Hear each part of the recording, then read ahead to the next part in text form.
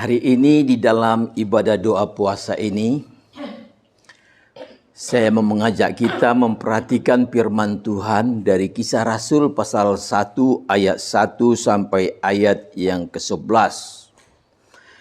Lewat ayat firman Tuhan ini, ada satu hal yang penting yang harus kita perhatikan. Ada janji Tuhan kepada orang yang percaya sebelum Tuhan Yesus terangkat naik ke sorga. Tanggal 29 nanti kita akan memperingati hari kenaikan Tuhan Yesus ke surga. Itu sebabnya setiap kita yang percaya kepada Tuhan Yesus Kristus, perhatikan firman Tuhan ini, biar kita juga mendapatkan apa yang Tuhan janjikan kepada kita. Kita baca firman Tuhan ini, satu orang satu ayat, bisa dimulai dari Bugen. Ayat terakhir kita baca bersama-sama ya. 2, 3. Dan berkata kepada mereka, hai orang-orang Galilea, mengapakah kamu berdiri melihat ke langit? Yesus ini yang terangkat ke surga meninggalkan kamu akan datang kembali dengan cara yang sama seperti kamu melihat dia naik ke surga. Saudara yang kekasih di dalam Yesus Kristus, setiap kita umat Kristen pasti sudah mengerti. Ketika Yesus bangkit dari antara orang mati, dia tidak langsung naik ke surga, tetapi selama 40 hari dia menampakkan diri kepada para murid untuk meyakinkan mereka bahwa Yesus itu betul-betul hidup. Amin. Perhatikan, di dalam ayat yang keempat dikatakan, detik-detik Yesus mau terangkat ke surga, Yesus mengingatkan kepada para murid supaya mereka jangan meninggalkan Yerusalem sebelum penuh dengan Roh.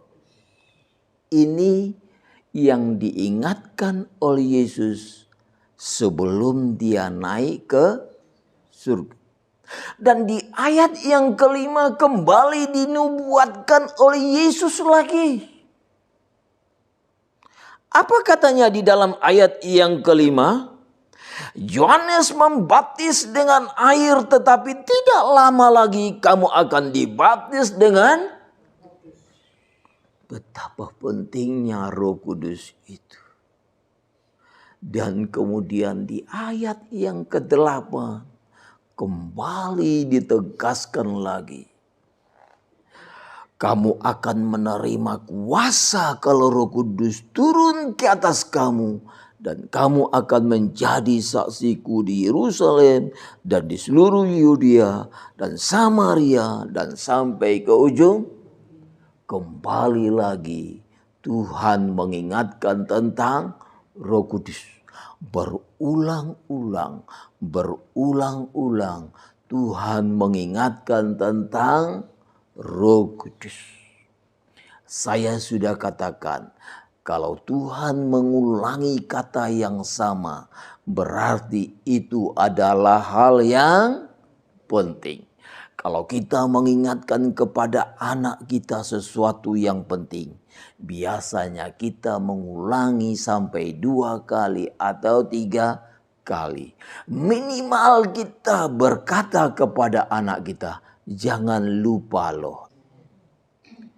Kalau firman Tuhan yang kita baca ini sampai 3 kali diulangi kata Roh Kudus, berarti ini suatu hal yang penting, menjadi satu perhatian yang sangat serius sekali bagi kita umat Tuhan.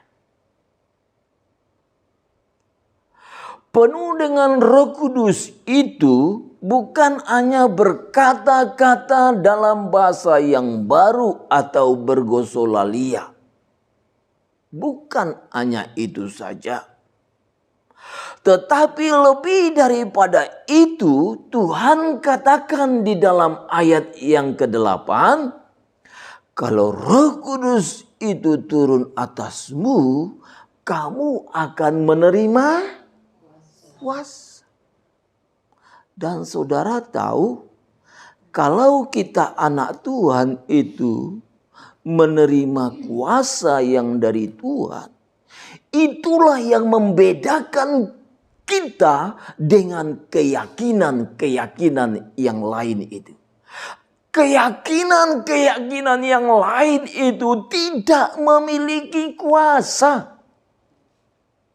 Hanya kita yang percaya kepada Yesus yang diberikan Tuhan kuasa.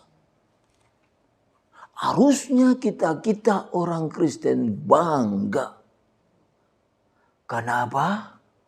Karena kita bukan hanya sekedar percaya kepada Yesus, tetapi memiliki keistimewaan. Ada keyakinan-keyakinan lain enggak memiliki seperti ini loh saudara. Hanya kita orang Kristen yang percaya Yesus. Harusnya kita bangga. Sebab apa? Kita beda dengan keyakinan-keyakinan yang lain. Itu sebabnya saudara yang kekasih. Nanti setelah tanggal 29 ini biasanya ada doa 10 hari. Jadi 40 hari tambah 10 hari genap berapa hari? Dan itulah yang dinamakan hari Sebab di hari Pentakosta itu Tuhan mencurahkan kuasa Roh Kudus. Amin. Setiap kita anak-anak Tuhan harus mempersiapkan diri untuk menerima kuasa itu. Supaya kita nanti menjadi anak Tuhan yang beda. Kalau kita tidak dipenuhi kuasa, tidak dipenuhi Roh Kudus itu, kita akan menjadi sama dengan keyakinan-keyakinan lain itu. Padahal kita harus istimewa. Jangan lupa like, subscribe. Tekan sekarang juga ya. Tombol merah.